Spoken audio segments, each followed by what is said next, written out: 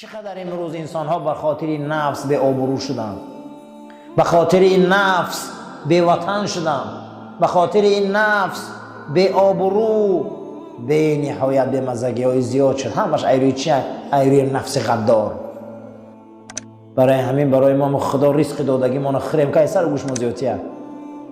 به خاطر نفس شده آدم ها امروز چه به کار نامشروع میزنن، محبس ها میرن، غارتگری میکنن. ریشش نفسه برادرو. نباشه فکر کنی آب از خدا، هوا از خدا، نان از خدا، همه چیز در تمام جا پر رای، هم از همین سیر میکنن. لیکن نفس غدار این خیلی انسان و همو داما برده میرسانه. یحیی ابن معاذ رازی گفت است جاهد نفسک بالطاعت، ای مردم از طاعت بیرون نبروی که نفساتان حیفتان میکنه. ریاضت دوشنبه پنجشنبه روزه گیره. ریاضت گفته است معنیش همین است که خواب کم کنی. معنی ریاضت چی بده؟ خواب کم که من از عذاب کشیده چشماتون سرخ شده. این ریاضت میگم. کسی که ریاضتش زیاد شده خدا چشم دلش بیدار میکنه. و قلت الکلام، گپ کم کنی گفته است.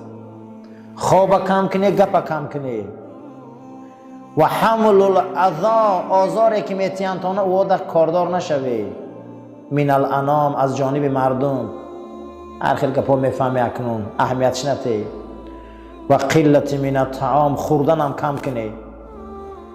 هر انسانی که کم خواب روه خداوند ارادش به قوت میکرده. هر آدم کم گپ زنه خداوند از آفت نگهبانش میشده. هر کسی که آزار مردم و گپی مردم پسی پازن اهمیت نته به مقصدش میرسیده.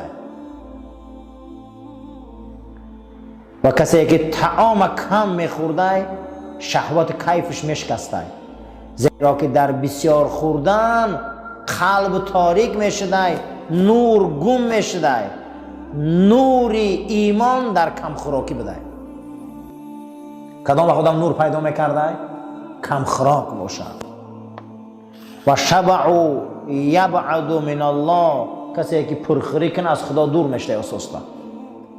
زیرا که رسول اکرم گفتیم نورو قلوبکم بالجوع، روحاتان به سبب گرسنه ماندن نورانی کنه، نفساتان به سبب روزه گرفتن مبارزه بره و تشنه مانه ختانه. هر کسی خش تشنه میمانه، گشنه میمانه در رمضان و غیر رمضان، این دروازه جنت میکوبه. هر کسی که در رمضان گشنه میمانده این دری جنت میزده، این دری رحمت الله هم میزده. پس دانین اجره. هر کسی که نفسش به واسطه رمضان آزار میته و روزه میگیره زیاد در عمرش، مثل مجاهدای در راه خدا ثواب میگرفته.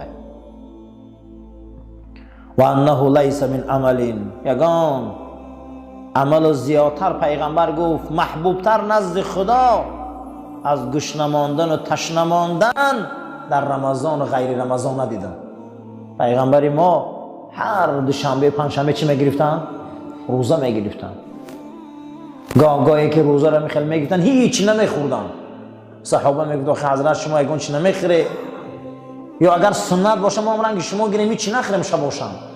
حضرت میگه که پروردگار مرا از جنت میخورانه و مینوشانه، شما با من پادروز نکنید. برای همین عزیزا اینا نغز دانین. یک روز عقاب را در قفس کلان کردن. دو عقاب آوردن میگه و یک تاش پرید رفت از چوجگیش وحشی کلان شده، یک تای او را گوشت دادن و نان دادن کلان کردن در قفس. از درونی قفس میگه برادرش میدید که در اوج فلک پرواز داره. این وقتی قفس بیرون میکردن یک متر پریدن نمیتونست. و نگاه میکرده میگفت او را بین حواس آرزوش در اوجه ها گشته که در همونجا میگه مرغ دان میکافته. میگفت ای عقاب، وای برادری تا اصلی تا همون بالا های لیکن تو خوردی دیگه ایجاد خسته نمیتونی. باید در یک ماه یک بار خوراک میخوره، اما ببین چند بلند پرواز میکنن. این بیچاره عقاب خیالی کرده که من یه عمرم خیلی اومدگیم، همین ما همون عقابای مازی دیگه همه نماز اوقات خوردیم شکمو دنبخچه شده، نه پروای نماز داریم نه پروای روزه داریم، هیچی نه، یگانجا پرواز کردن نمیتونیم. او صحابه بود که هفتهش یک بار اوقات میافت، اما پروازش بلند بود. ای چی یافت؟ از گرسنه ماندن. یگان طاعت نزد خدا از تشنه ماندن گشنه ماندن در رمضان لذیذ نبوده، برای که در تشنه ماندن گشنه ماندن خود نمایشدهی میکنن. که خش نشان میتیه؟ هیچ کار. یگان کس در گشنگی خش نشان میتیه؟ یگان کس در تشنگی خش نشان میتیه؟ نه، این کار آسان نیست. برای خدا دوست می‌داشته. ولن یلیج ملکوت السماء من ملأ بطنه فقد حلاوة العبادات. در ملکوت آسمانی ملائکه های در آسمان هستند، بینین یگان چی نمیخورن، یگان چی نمینوشن، بطناشون پر نیست مگر پر از حلاوت عبادت. ملائکه که هیچی نمیخورن نمی آشامه، بینید چه خیلی هم میگن، چه نورانی هم. برای همین راه اسلام راه دین با ریاضت هم داره. ریاضتش چیه؟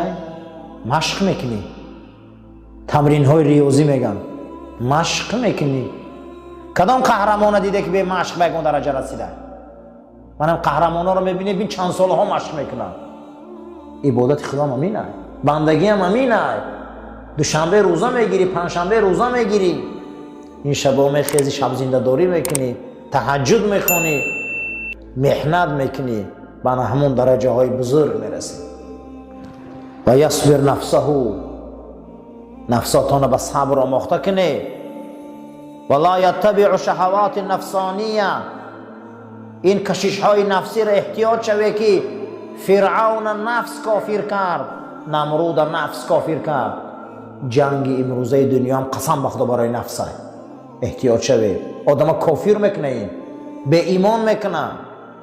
جنگ منصب، جنگ تجارت، جنگ زراعت، جنگ کرسی، جنگ برنامه های به معنی، ریشش این نفسه، ریشه همین نفسه.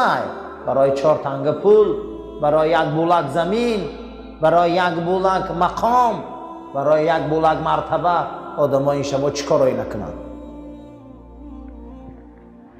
فالنفس صنم، نفس این بوته.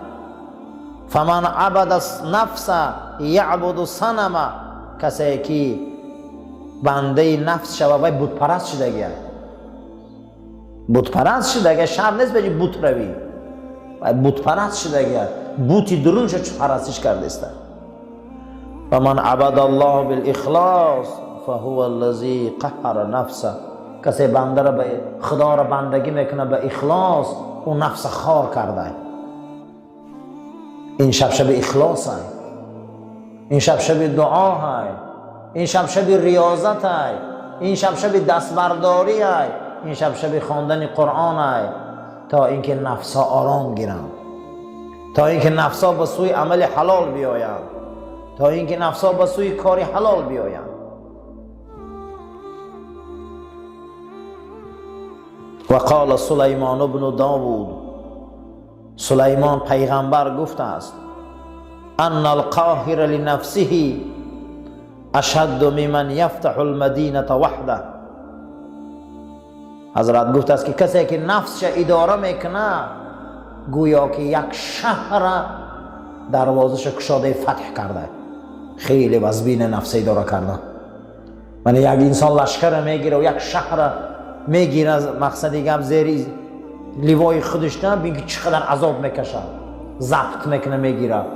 کسی نفسش لجام میزده برابر یک قماندان بوده است که یک شهر گرفته. بسیار وزبینه.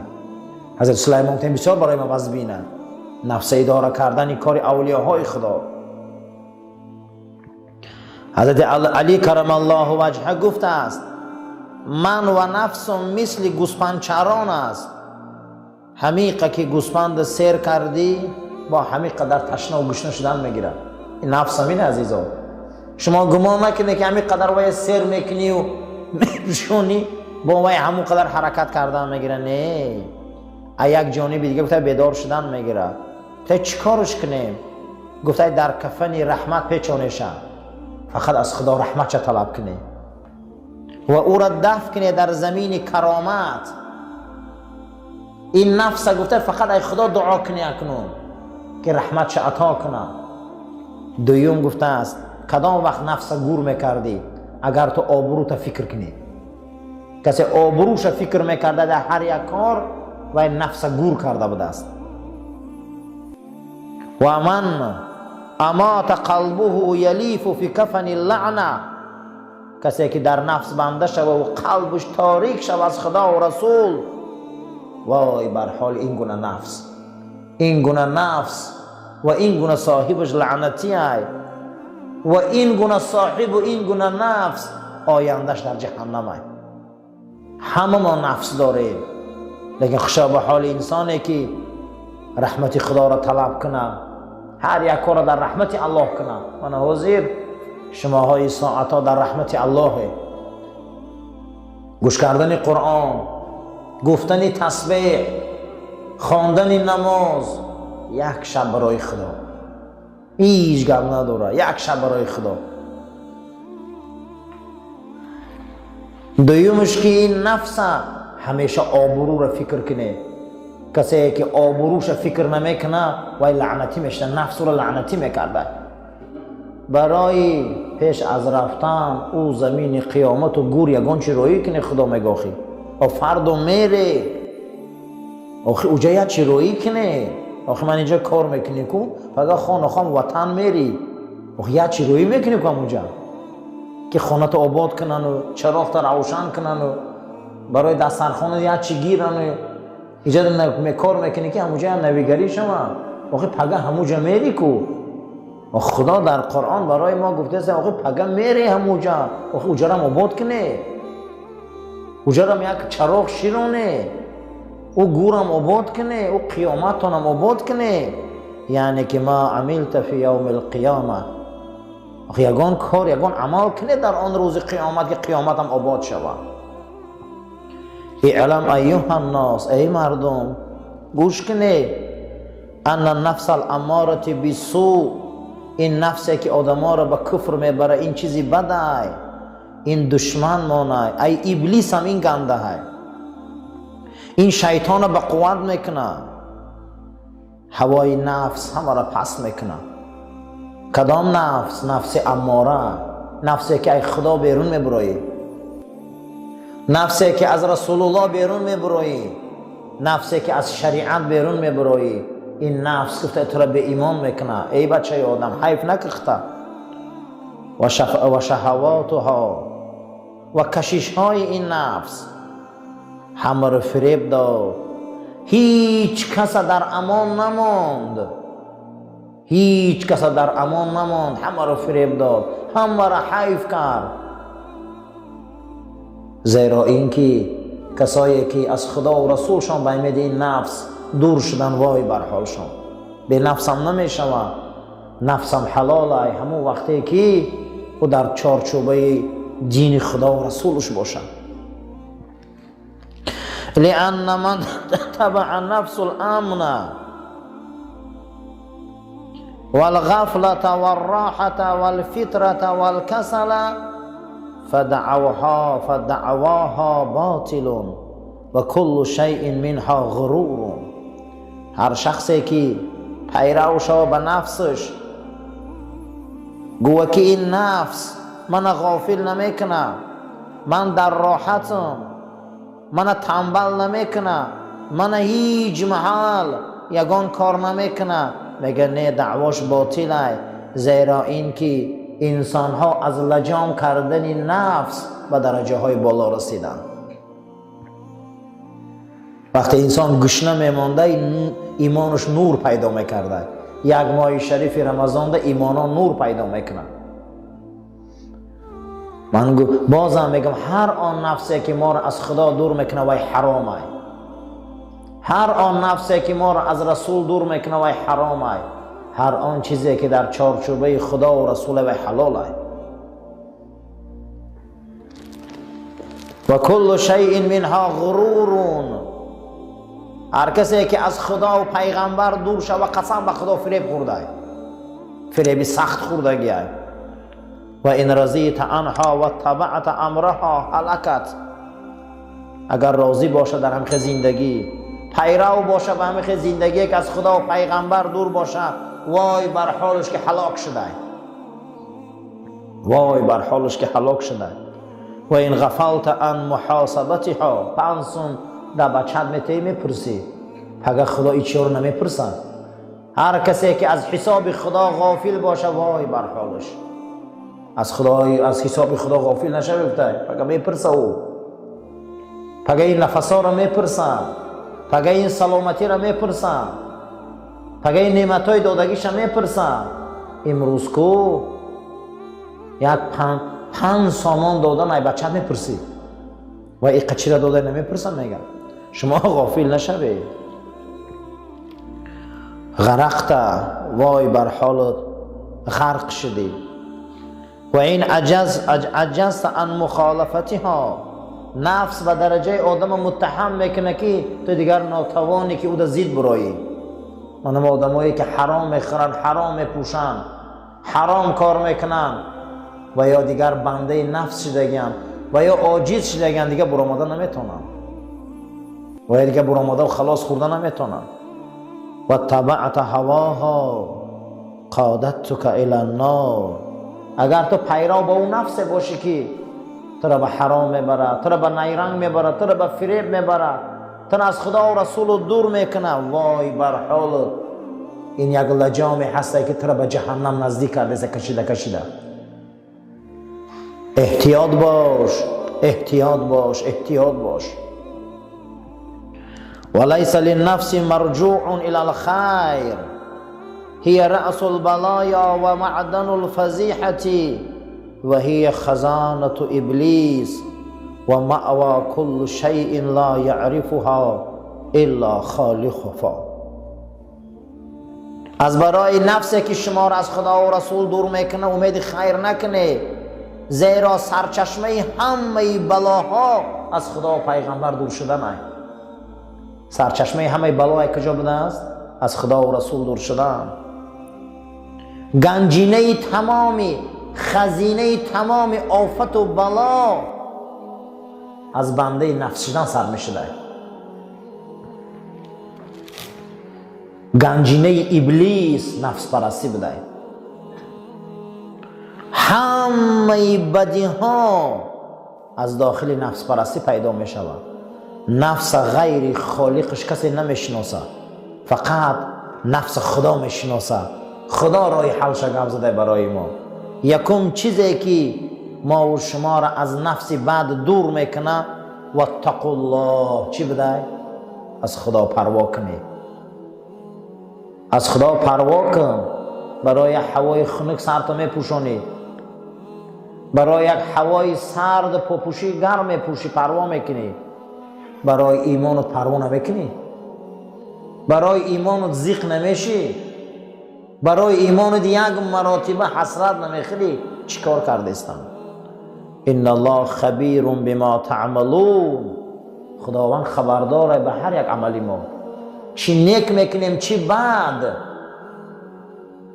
چی شایسته میکنیم چی ناشایسته.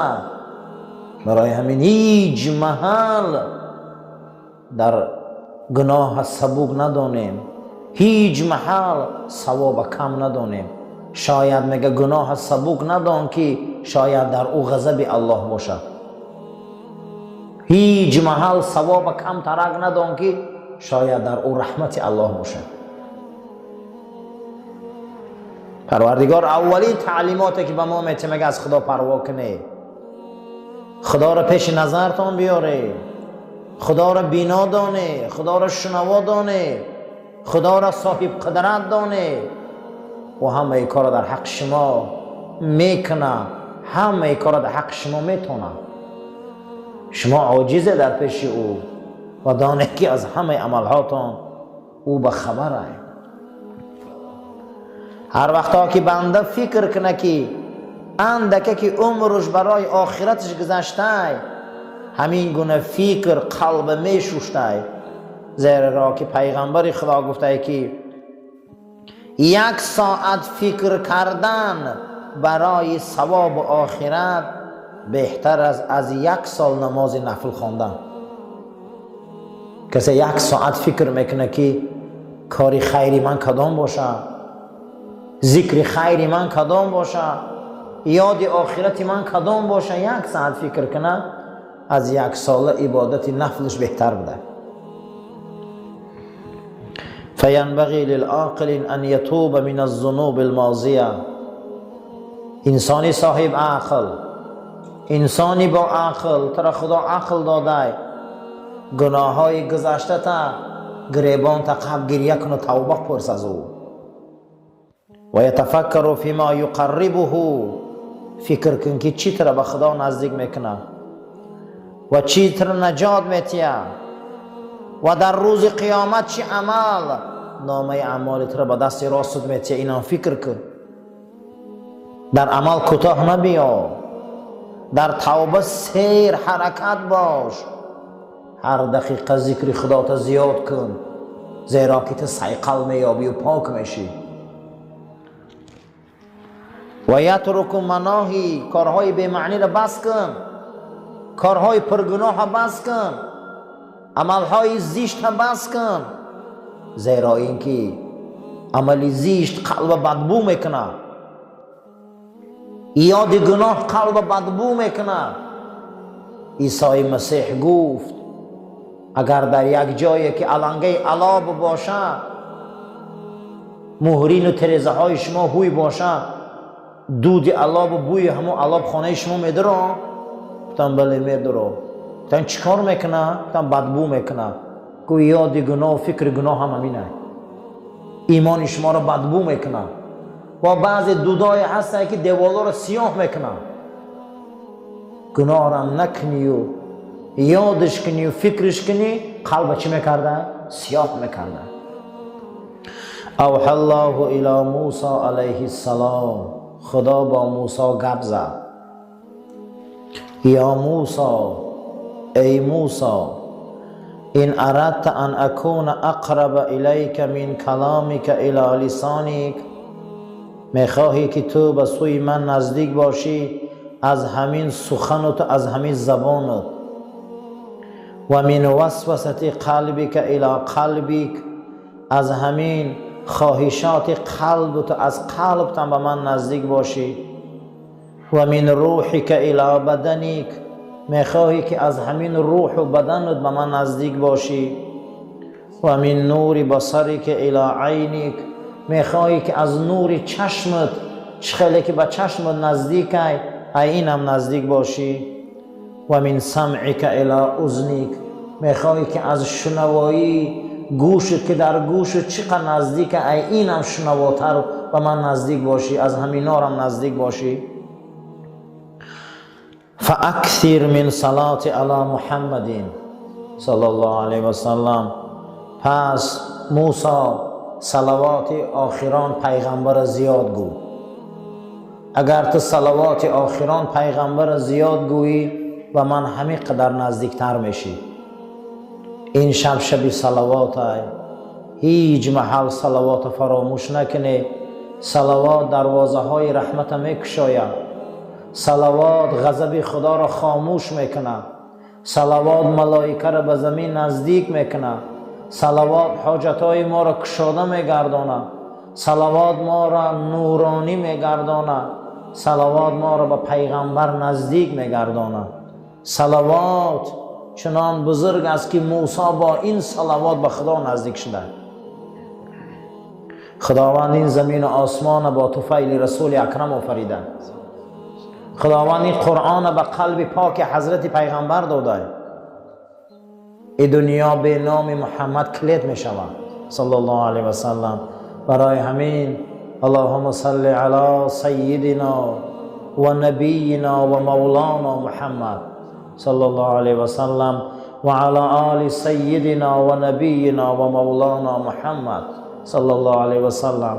این دنیای پر از ضرر، این دنیای پر از محنت، این دنیای پر از کشاکش، این دنیای پر از بی‌معنیگی و ناامیدی، از همه این در پیش صلوات رسول الله هیچیه که ما با نام او زنده ایم، ما با صلوات او زنده ایم، ما با نام او پایداریم. اگر او با نامش نباشه این دنیای پر و غم و محنت و ناامیدی ما در کار نیسته. موسی میخوای به من نزدیک شوی، صلوات رسول ما زیاد بود. اللهم ربنا آتنا فی الدنیا حسنة و فی الآخرة حسنة و قنا عذاب النار. خداوند شب برات برای ما مبارک گردانو، ما را برای راست هدایت کنو، این ریاضت و عبادت های ما را قبول کن، عاقبت کار ما را به خیر و ایمان ما را به سلامت گردان. آمین یا رب العالمین.